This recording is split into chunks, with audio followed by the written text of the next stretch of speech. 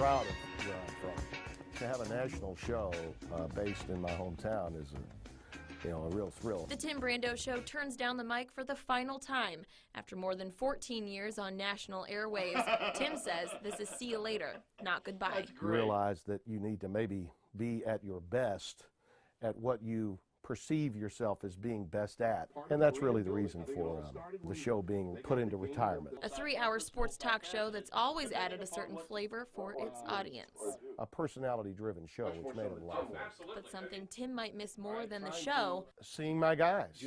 I'm going to miss that. You know, the camaraderie. You know, I've oftentimes said, if you're not busting the guys' chops that you're working with, then you really don't love them. And Tim thrives on that locker room mentality where I can get after my brother, but you can't get after my brother. The 5 men work as a team to bring the best show possible together. Obviously something worked. They boast one of the most interesting and eclectic guest list, which Brando says is the best part. I once had a combination of an Alabama rookie defensive lineman on the air with Larry the Cable Guy. And in their last week's on air, they had a very familiar voice. Bob, it's so good to have you on. How in the world are you? I'm splendid. That bring in icons like a Bob Barker is truly a thrill. How good was that? Besides the show's charisma and enthusiasm, these local guys are just happy they were able to represent their hometown for as long as they did. To be able to come into this space and every day be able to say Shreveport, Louisiana, and make Shreveport relevant, I think it puts Shreveport on the map a little bit. And they are grateful. Absolutely. Tim Brando on Sirius XM, College Sports Nation, Channel 91.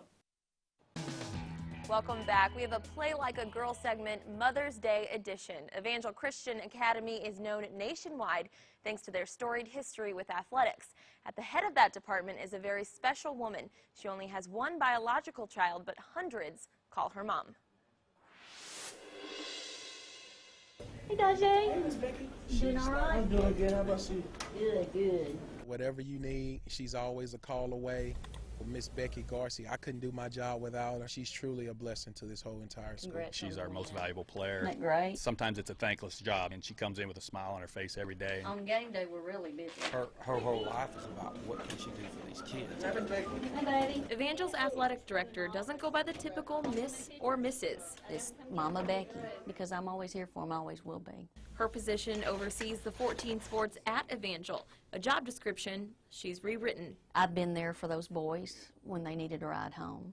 If they come in and they don't have lunch money, I give them lunch money. It's love and respect. I love them unconditionally. She goes beyond the X's and O's. Her and her husband of 35 years have one son of their own, and 5 they've taken in along the way. If you want to be a leader, you have to be a servant. Life's not always fair, you know, and sometimes things happen, and we've been fortunate enough to be able to help some of these kids. You liking your new car? The 2 most recent kids the Garcies have taken in are about to graduate from Texas A&M and LSU, getting their degree while playing football. I may not be able to give you anything in return right now, but I promise to make you proud with my future. I love you. Those kind of moments when you see the kids walk across the stage to graduate and that you've taken them in, you've fed them, you've clothed them, you've given them transportation, to know that you've pushed them to the next level and they're going to be a success in life. Those are the most special moments. It goes without saying that Mama Becky judges success The life of Miss Becky. differently than most. Oh, yeah, I lead a rough one, don't I? It's laying your head down on your pillow every night and knowing that you've lived such a fulfilled life during the day. Well, after hanging out with her so much, I think I started calling her Mama Becky too. So happy Mother's Day to you, Miss Becky Garcie. Music just puts me in a different place. The keys, an escape. When I'm like by myself, you know, music just kind of takes over. Deji Adekunle didn't leave his home in Wood Green, London solely When I wake up, I play music. to thrive in music. When I'm going to sleep, I like to play music. He came for an education. Yeah. However, it's a different talent paying for his school.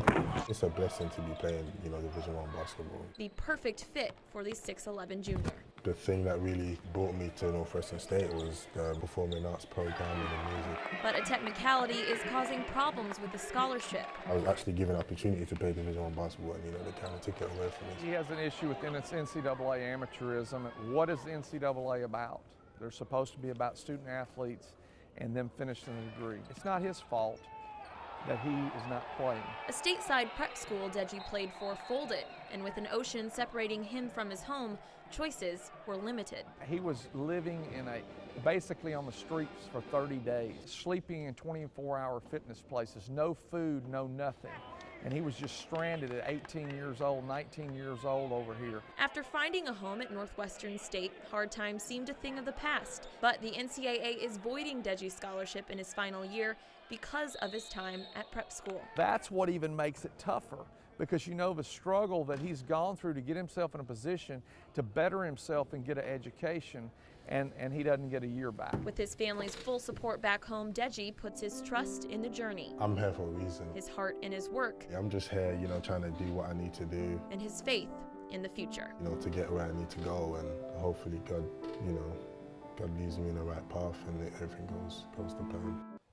They won their 92nd straight game in a row tonight. Our second consecutive unbeaten season. We won our 4th championship. Breaking records has become a staple in the Shreveport-Bossier organization. These guys have done something that nobody's ever done in the history of the game. All these records came to a close in one weekend when the Mavs beat the Miami Midnights 116-91. It's always a great feeling. It's starting to become normal, actually. If you follow the Mavs, you know they play a unique style of basketball, which normally gives them a hefty lead against the majority of the teams. It all starts from their leading man, head coach Steve Tucker. He's as passionate in practice as he is in the game. I mean, he's just a student of the game. He knows the game from start to finish. He's the best coach in the country. With 4 big trophies to prove it. But if you ask Tucker how this team has been so successful, he modestly passes the buck. These amazing players back here who make it happen. They're a very special group, and I'm just fortunate that they carried me along for the ride. We always yell out every day, one team.